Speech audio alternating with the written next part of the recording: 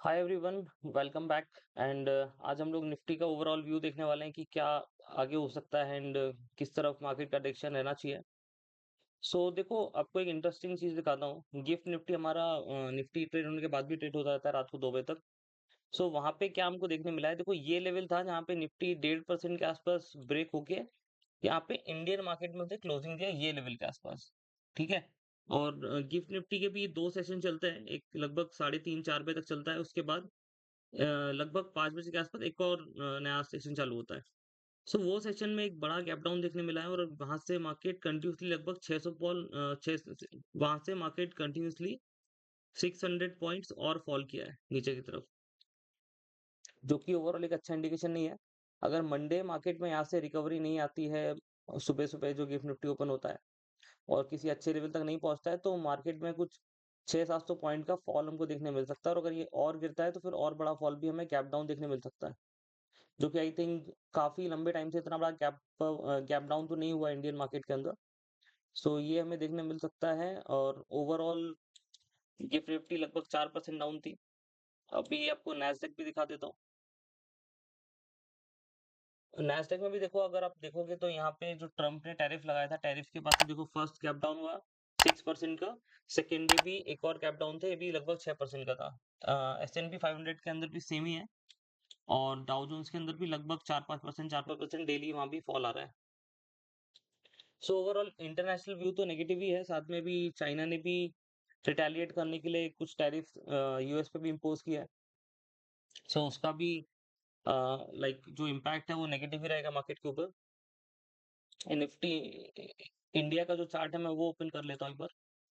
Daily time frame में तो ज्यादा इजीली समझ आएगा।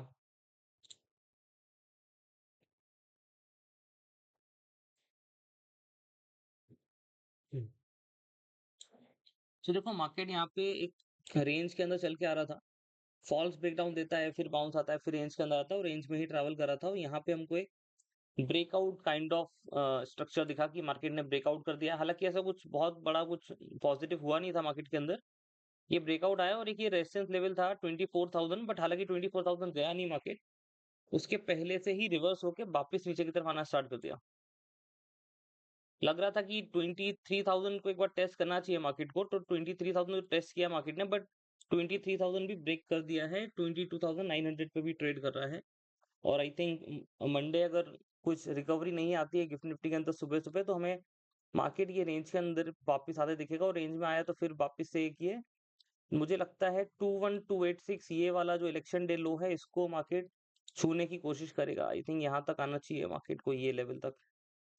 और यहाँ तक आता है फिर देखते हैं वापस से रिट्रेसमेंट देगा या नीचे जाता है, क्या करता है वो हमको उस टाइम पे देखना पड़ेगा।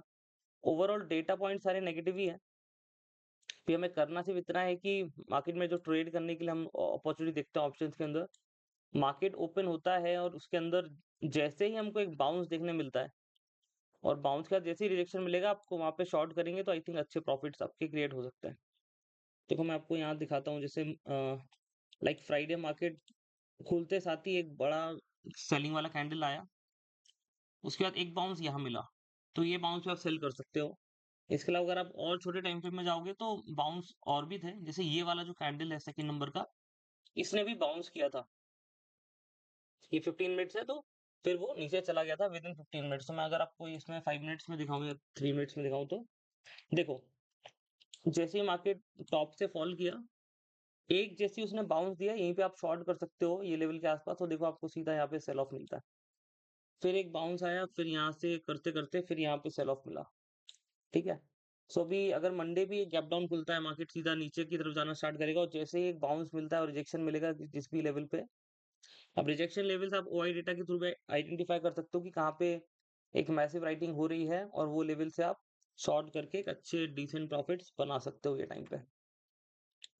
विक्स और आईबी का ध्यान रखना, विक्स अगर बहुत ज्यादा बड़ी हुई है और आईबी अगर बहुत ज्यादा बड़ी है, तो आपको प्रीमियम बहुत ज्यादा एक्सपेंसिव मिलेंगे। और अगर वोलेटिलिटी कम होती है तो फिर आपको प्रीमियम के अंदर काफी बड़ा डिप्रिसिएशन देखने मिलेगा, जिससे माइट भी आपका कैपिटल को काफी भारी नुकसान हो सकता है। अगर आपको ट्रेड करना है तो आप नेक्स्ट वीक की एक्सपायरी में ट्रेड कर सकते हो, अगर आईवी ज्यादा मिलती है तो। वो कंडीशन है, ठीक है? वोलेटिलिटी ऑलरेडी बढ़ रही है तो आईवी तो बढ़ के ही मिलेगी, बट स्टिल अगर आपको ज़्यादा आईवी मिलती है, 16, 17, 18, 19 की आईवी मिलती है, तो आपको आई थिंक नेक्स्ट वीक या उसके भी नेक्स्ट वीक में जाके ट्रेड करना चाहिए, जहाँ पे आपको एक प्रीमियम का रिस्क एटलीस्ट नहीं रहेगा कि अगर आप होल्ड भी करना चाहो थोड़ा टाइम तक, तो मार्केट को आप होल्ड भी कर सकते हो। ठीक है? ओवरऑल सब जगह से व्यू नेगेटिव ही है, मार्केट जितना भी आके नीचे बाउंस कर ले, जैसे यहाँ पे गैप डाउन खुला था, बाउंस किया था, फिर सेल ऑफ आ गया। तो कितना भी बाउंस करे, बट वो बाउंस सस्टेन करेगा नहीं मार्केट के अंदर अभी। ओवरऑल कंडीशंस भी नेगेटिव हैं, और एफआईज का डेटा मैं आपको दिखा देता हूँ एक बार, तो आपको डेटा देख के काफ़ी क्लैरिटी मिलेगी मेरे हिसाब से। अगर देखो मैं एफआईज जैसी एक्टिविटीज़ ओपन करता हूँ, तो ये देखो, ये जो ये पर्पल कलर की लाइन है, ये है निफ्टी ऊपर जा रहा है, नीचे जा रहा है। और ये जो ब्लू कलर के बार्स हैं, ये एफआईज के सेलिंग के है, अगर नीचे है तो, ऊपर साइड है तो बाइंग है। और ये येलो में डीआईएस है। तो अब देखो यहाँ पे कंटिन्यूअसली इनिशियली मार्च के अंदर, फैब के अंदर एफआई सेल कर रहे थे इंडियन मार्केट में, और उन्होंने एक डिसेंट बाइंग की है लगभग 20th ऑफ मार्च से।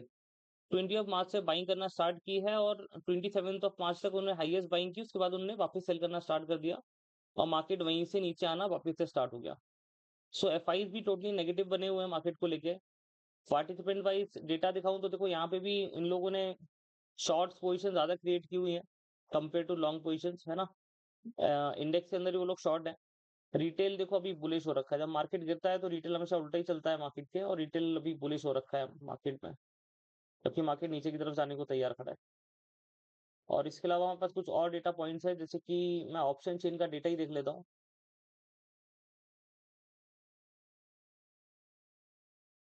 और हमारे पास कुछ और पॉइंट्स है चेक करने के लिए, जैसे ऑप्शन चेन का मैं डेटा अगर ओपन करता हूँ, तो आप डेटा में देखो यहाँ पे 22,900 पे लास्ट क्लोजिंग हुई है।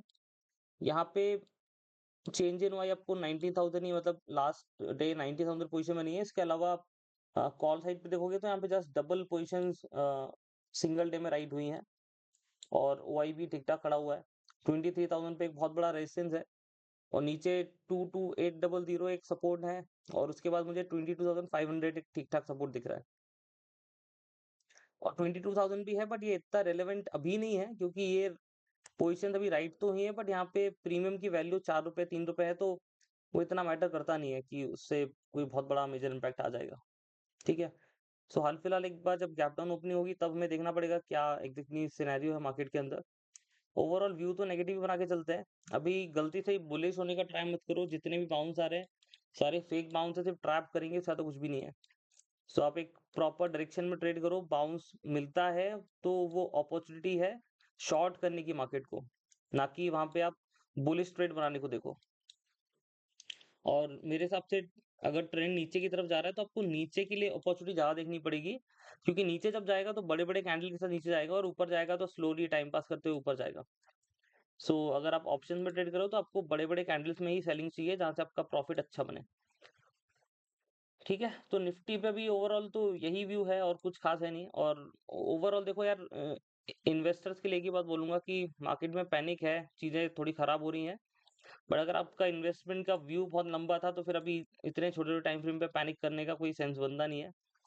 आपको अगर राइट गाइडेंस आपके पास कोई है, तो फिर उससे सजेस्ट करके, उससे बात करके, आप कोई भी बाउंस मिलता है, तो अगर आपको फियर है या फिर आपको लग रहा है कि यार निकल जाना चाहिए, तो कोई बाउंस मिलता है मार्केट को, तो वहां पे एग्जिट करनी चाहिए हमको। जैसे यहाँ बाउंस था, यहाँ बाउंस था, ये बाउंस था, ये बाउंस था, ये सारे बाउंसेस पे आपको निकलना चाहिए, अगर आप निकलना चाहते हो तो। देखो जैसे कि ये वाला पॉइंट हो गया निकलने के लिए, यहाँ भी निकल सकते हो, यहाँ भी निकल सकते हो, यहाँ भी, क्योंकि मार्केट स्ट्रक्चर में ही काम करता है, वो सीधा का सीधा ऐसे नीचे नहीं जाएगा। नीचे आएगा, फिर एक रिट्रेसमेंट देगा, फिर नीचे, फिर रिट्रेसमेंट। तो ये हमारे लिए अपॉर्चुनिटी होती है, जहाँ पे हम अपने को बचा के निकल सकते हैं। ठीक है? तो ओवरऑल तो यही है, ऑयल, स्टील और क्या बोलते हैं अपना आईटी सेक्टर, तीनों में टैरिफ की वजह से काफी इम्पैक्ट है। एंड लेट्स सी मंडे कैसा जाता है। एंड व्यू हम लोग नेगेटिव बना के चलते हैं, और election day low I think मुझे लगता है टेस्ट करना चाहिए। करता है तो अच्छी बात है, वहां पे एक हमको क्लैरिटी मिलेगी। और वहां जाने के बाद भी मार्केट अगर इस लेवल के आसपास कंसोलिडेट करता है, थोड़ा टाइम स्पेंड करता है, मतलब एटलीस्ट 1 महीना 2 महीना यहाँ निकालेगा, थोड़ा ही रेंज बनाएगा, उसके बाद अगर कुछ ऊपर की तरफ जाता है, 1-2 महीना माइट भी, और महीने भी ले सकता है, टाइम लंबा लग सकता है, हो सकता है रेंज बाउंड ही हो जाए कुछ टाइम फ्रेम के लिए मार्केट। अब वो टाइम फ्रेम मुझे नहीं पता, वो 1 महीना भी हो सकता है, 1 साल भी हो सकता है। उसके बाद अगर कुछ ब्रेकआउट्स या बाउंस हमें देखने मिलते हैं, तो फिर हम एक्सपेक्ट करेंगे कि हाँ, मार्केट अब जाके बुलिश हुआ है। अब आप हर एक बाउंस को ये मत समझो कि नीचे आया और एक वी शेप रिकवरी दे दी और 2-3 दिन में मार्केट ऑल टाइम हाई पहुँच जाएगा। माइट भी हो सकता है बट मुझे नहीं लगता ऐसा होगा। है ना? जैसे यहाँ पे जब ये रैली बनी थी, 4-5 दिन के अंदर मार्केट 6-7% चढ़ गया था, तो लोगों को लग रहा था कि अभी 2-5 दिन और चलेगा तो मार्केट ऑल टाइम हाई ही छू लेगा, बट ऐसा नहीं होता है। ये सिर्फ फेक बाउंसेस होते हैं, लोगों को ट्रैप करने के लिए, लिक्विडिटी हंटिंग है ये, जहाँ पे नए प्लेयर्स आके बाय करेंगे और बिग प्लेयर्स अपना माल बेच के वहाँ पे सस्ते में निकल जाएँगे।